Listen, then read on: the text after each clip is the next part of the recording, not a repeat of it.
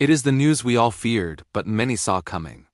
As of 10:45 a.m. this morning, Monday, January 5th, Ruben Amorim has been sacked as the manager of Manchester United. After just 14 months in charge, the Amorim era is over. The decision comes less than 24 hours after that explosive, bridge-burning press conference at Elland Road, where Amorim declared he was the manager, not the coach. Today, the board hit back. Darren Fletcher has been appointed as the interim manager and will lead the team into Turf Moor on Wednesday. But why now? Why mid-season in the middle of a transfer window, with 12 players injured?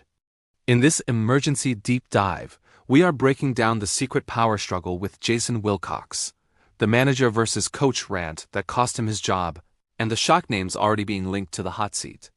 This is the biggest day in United inside history. Let's get into it. Let's look at the club's words. United released a statement saying, with Manchester United sitting 6th in the Premier League, the club's leadership has reluctantly made the decision that it is the right time to make a change. But don't be fooled by the word reluctantly.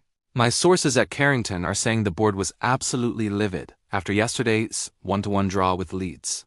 It wasn't just the result. It was the way Amorim publicly challenged the recruitment department. By name-checking Gary Neville and telling Sporting Director Jason Wilcox to do his job, Amorim effectively forced INEOS into a corner. You cannot publicly humiliate your bosses and expect to keep your key to the training ground. The board felt his comments were a resignation in all but name. They believe Amorim had become unmanageable and was using the media to cover for a win rate of just 31.9%, the worst of any permanent United boss in the Premier League era. The real war, however, was fought in the recruitment office. We've been talking about Carlos Baleba and Adam Wharton all week. We now know that Amorim was demanding the board activate the £100 million release clause for Baleba immediately.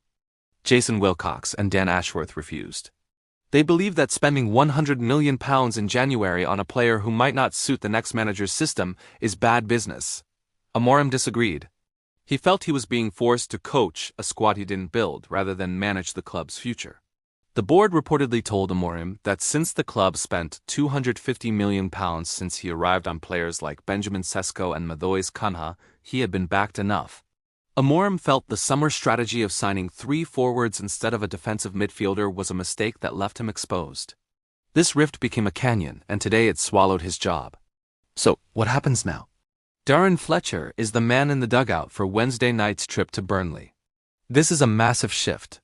Fletcher is an internal appointment, a man who knows the academy inside out. Expect the 3-4-3 to be binned immediately. Fletcher is a student of the traditional United way. Fletcher will likely throw them straight back into the fire at Turf Moor. We need leaders right now, and having Bruno back on the pitch is the only thing that might stabilize this sinking ship. But let's be real.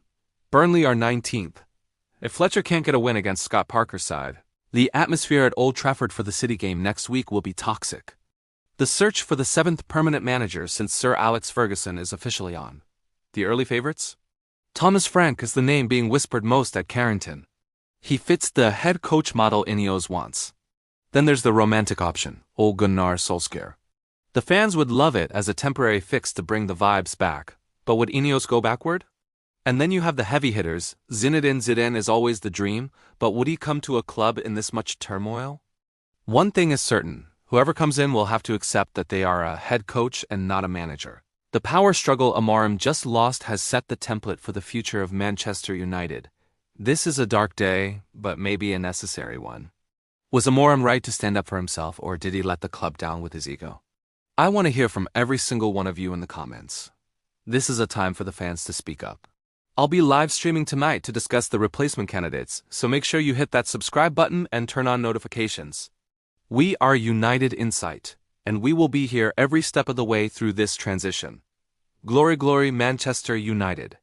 I'll see you in the next one.